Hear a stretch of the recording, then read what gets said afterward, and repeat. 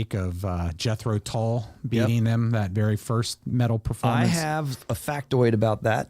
Metallica has won that category, the best metal performance, 7 times. It's the next band behind them is Tool with 3 wins. So right. In other words, to reinforce what you're saying, Metallica's dominant. Yes, and then Priest's Invisible Shield is also nominated, and that's just a great album too. Yep. But these guys deserve it. Yeah. So I'm saying it's a 60% chance. Okay. When you look at it, I just think the buzz that was generated by the performance at the Olympics. Mm-hmm. And then they released the track. Mm-hmm. So I just think that I'm hopeful mm-hmm. that they end up winning it. I'm going to go high on this, and I'm going 85% on this, even though that there's 5 nominees, right? So if you did it, just broke it down, right, 20% right. each one, I'm going to go as high as 85%. So I'm really stacking the odds towards Gojira. The reason being, to me, that Grammys, they don't really like metal. And there's elements of a lot of music styles outside of metal in this particular performance, and classical, leanings that are brought into this, and even musical theater. So I just think that the voting pool of the folks that vote for the Grammys are going to buy into that and really kind of like bite into that. And that's good. And like you're bringing up Jethro Tull winning the first, best metal performance. I'll take that back. So wait a minute. So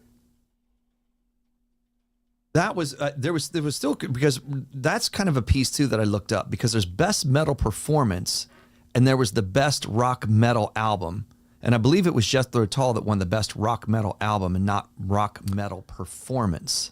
Well, I think that's what it was called the first year they did that, and Tull won it, and then they changed it.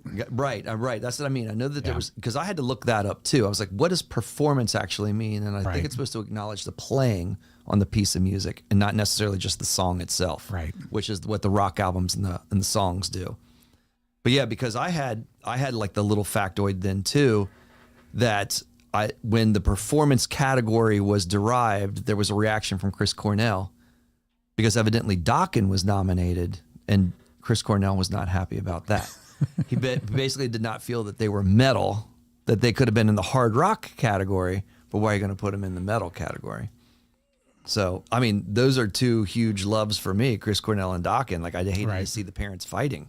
And that was very sad for me. Yeah. Well, Yeah.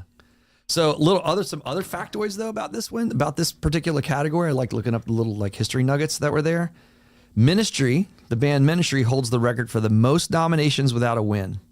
So they were nominated 6 times. Okay. Never won once. So, and evidently industrial metal does not go well with the Grammy voters. And this is for you, Kevin. Megadeth holds the record for most nominations before their first win. They were nominated 10 times before they finally won this category. Idiots. I figured you'd like that. Disappointing. Yeah. So I'm hopeful for this, and good luck. Good luck, Gojira. Good luck, Gojira. That's kind of hard to say. Yep. All right. Our last one. What are the odds that we will see the band Snakeskin again on SNL? All right. So Saturday Night Live this past Saturday posted a metal skit, and Bill Burr was hosting. And I was so happy to see this on Saturday Night Live, because I haven't seen a skit like this on Saturday Night Live in a long time. So to acknowledge, you know what I mean? A little glam metal, like what other people call hair metal. And so, yeah, so it to me, I thought, Kevin, of you. I thought of your kids, because, you're having young adults now as kids. And so Bill Burr was the old man in this sketch, telling the story of how cool it was to listen to glam metal back in the day, and then how kids would interpret how that actually looks and sounds. And so he held up a CD, and the band was Snakeskin. And then they did some flashbacks to some over excessive, super sex charged and super booze fueled songs that his kid could not understand. And it was, to me, in the vein of Spinal Tap. Yeah. So I thought that was awesome, because I think maybe our kids, I don't know if they went back and watched Spinal Taps, they would get it. you know, like when we think that is really funny, like the turn up to 11, what that would actually mean for them. Right. Because I don't even think they have knobs that turn to 11 on any of their devices. Nope. You know, so I think that this was a good update to like a little bit of heavy metal satire, and I was happy to see that at least it was popular enough to be talked about and put out on Saturday Night Live. So will we see it again? I think it's going to take an old guy to do it. I don't know if the kids are going to bring this up again. I think it was from Bill Burr, so I'm only going to give this a 15% chance, but I'm happy to at least have seen it last weekend. So it was kind of funny, but I say there's 0% chance. Snake skin comes back. No. You're working, man. It's all or nothing for you on this. This time for sure, because it was no Kitty Metal, which was, I think, the first metal hairband skit that was on SNL. Sure.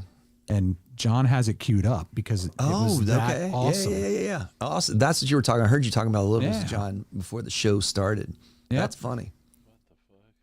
When was this?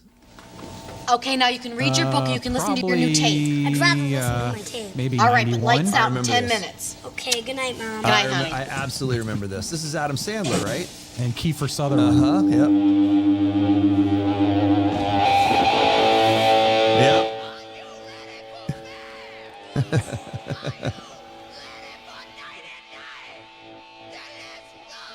Definitely the homage to Guns N' Roses. Look at the Slash hair.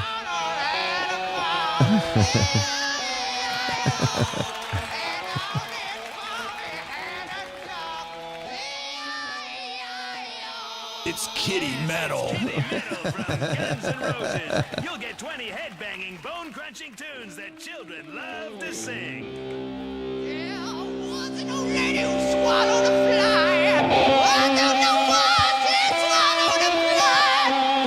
That can't be Adam Sandler singing that. It is. Is that really him singing that? Just Plain Fun is Axl and Slash Ted The best is the Ruben's old end of favorite. it. There was a farmer who had a dog, and Bingo was his name. Who's being Slash in this? Kiefer Sutherland. That's Kiefer Sutherland. I like the Axl dance on the Jimmy Crack Corn. Act now, and you'll also receive this classic collection of Slash performing Mother Goose. How you doing? This is Humpty Dumpty.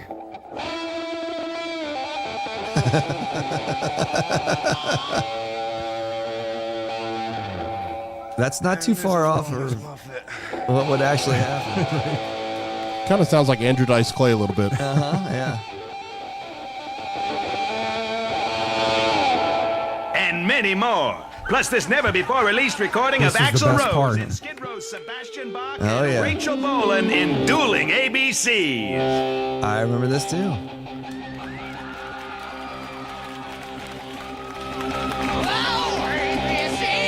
An eight-shot JK Yellow Metal Pig.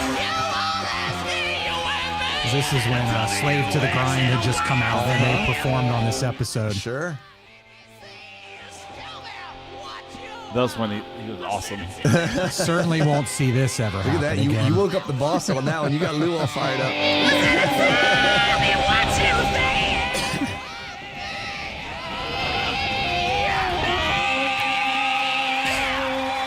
Much better than Snakeskin. That's funny.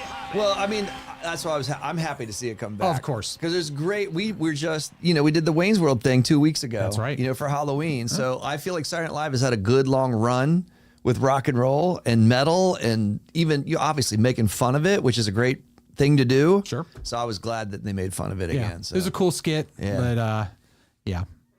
yeah. I like It is that one better. interesting to see though, like all these things that we talk about, especially we talked about 30 years ago, 40 years ago, we talked about that a lot this year because it was kind of landmark years, 1994, 1984. Yep. Like how our kids see that because we lived it, they didn't. So it's a different interpretation. And I think that sketch did a good job of like goofing on that. Kind of looked like Steel Panther. Definitely looked like there was a lot of Steel Panther there. Absolutely. Yeah. For sure. Very cool. Awesome. All right. We got to get you to, you got like a hockey thing to get to, right? Yeah. Yeah. I'll get there. All right. So we got a bunch of upcoming events here at the Salisbury Center. Again, November 22nd, Doc Martin and the Flannels. Mm-hmm. So I'm willing to bet we might hear a couple of Pearl Jam songs that night. I think that would happen. Yep. And then the following day, the 23rd, Saturday the 23rd, our friends Ladder Match. Yeah. Headlining a punk show with Bend the Knee, Hell yeah. False Sense, and Elegy. Yes. And then November the 30th. That's a good weekend. That's a good rock and That's roll a weekend. good rock and here at roll the Salisbury weekend Center. here. Yep, for sure. November 30th, Taylor Nation. After your turkey fun. Mm-hmm. And then December the 2nd, another metal night with the Hers Collective. Uh-huh. We've got some big fights coming up this Saturday. Yeah. Got TCB. Mm-hmm. What's Yeah. happening with it? Lou? I think we have 16 fights, Wow. 3 titles. It's a pretty solid card. Yeah, no Yep. doubt. Awesome. That is. And then the Are you next guys coming to it? When is it? Saturday. Sure. Yeah. All right. Nice. Yeah. I got a table of 10 for you. All right. Ooh. Bring out some other friends. I was going to say, I only needed one. And then December 14th, Cagezilla 82. Uh-huh. January the 4th, the Evic New Year's I was wondering if Eve you were gonna bring after that up. New Bring Year's that up. party. With our friends F It All also. F It All and 8-Track Jones. Yes, sir. So, yep. And then we keep talking about this because it's good friends. Well, people that we've followed for a long time. Sure. Show January 11th, Ladders to Recovery benefit at the Maryland Theater in Hagerstown. Absolutely, yes. Brad Divins and Shannon Larkin It's gonna be a from good night. Wrathchild Mm-hmm. and Souls at Zero. Mm-hmm. And then Brian Damage and Bob Pare Mm-hmm. all performing their favorite cover tunes. So Excellent. should be an excellent show. Yeah, it's a good way to follow up the holiday season. Yes, sir. Yes. And then Miles Kennedy shortly thereafter Yes. Yeah. Can't wait to see. Miles has some good new music out. that. Yep, that album's awesome. Yep. Yeah, we'll talk about that. We're gonna have to wrap up some, reflections on 2024 Yep. in the next month here. It's time for that again. It's crazy. All right. All right. All good? Yes, sir. All right. Well, thanks for joining us. Check out all the podcasts on the Wild Style Network, and we'll be talking to you soon.